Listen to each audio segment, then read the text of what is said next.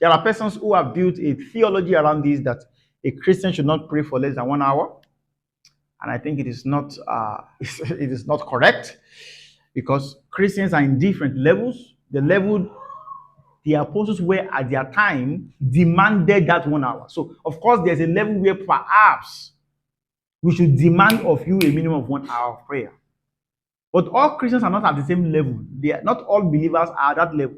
These guys have been with Jesus for 3.5 years. For 3.5 years. Teaching them, training them, pouring himself into them. And at the end of his life, when by now they are meant to be ready, that was when he expected that by now, if I ask you to join me in prayer, I should expect that I will get a minimum of 1 hour. So without a doubt, there are demands, there are prayer demands that is expected from your altar based on your level of growth. There is a level you are with God that God expects a substantive amount, not only of quantity prayer, not only of quality prayer, but also quantity prayer. Hallelujah. But to place the demand of 1 hour on you will not be right, because we don't know if you are at that level. It is only the Spirit of God that knows the investment He has placed in you to know how much of demand expected of your work with God. So do not put yourself under that yoke of, I don't know if anybody has put you under that bondage, but it's not correct. Except you know that there is the investment on your life is as much as the investment of Jesus on the apostles for 3.5 years. Then of course you can say, 1 hour should be my minimum. I'm not against praying long. I was just encouraging you to pray now. If you join our prayer drill, you are praying for 1 hour every day. Whether you are a baby Christian or a senior Christian, it doesn't matter. Everyone who joins prayer drills, you will do 1 hour of prayer on day. Every day. You have to do it personally, on your own. So I put in that disclaimer so you will not think that I'm discouraging praying long.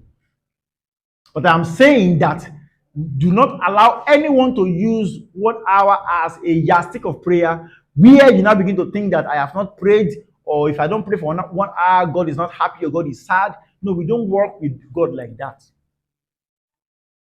Even the disciples that failed to pray for 1 hour, Jesus did not condemn them. But then he told them, I expect that by now, based on my relationship with you, based on my investment, my training, my teaching you to pray, by now I expect more from you. Please take note. They didn't expect 1 hour. 1 hour was meant to be their minimum. Like, if you can't do 3 hours or 4 hours or 5 hours, at least can't you go the smallest 1 hour, the lowest, the minimum 1 hour? Hallelujah. But our emphasis here is that there is a level of prayer demand that the Spirit of God will place on you as a child of God. I don't know, your own may be 10 minutes or 15 minutes or 20 minutes or 30 minutes, even if it's not time, so to speak. But if you are walking with the Spirit of God, one of the things He will demand of you is prayer labor. He will demand of you to pray. Because of what we learned earlier, that there are burdens in the heart of the Spirit. And because there are burdens in the heart of the Spirit, anyone who is in partnership, who is in a walk with Him, must definitely receive their own dosage, must definitely make their own contribution to ensuring that the will of God is done upon the earth. Even if not on the earth, in your own life. If God's will is done in your own life, the world will feel it.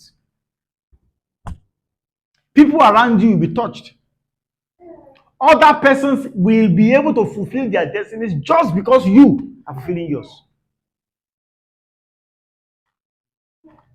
And one of the ways through which the will of God is transferred from the spirit realm, as it is in heaven, so in earth, is through prayers.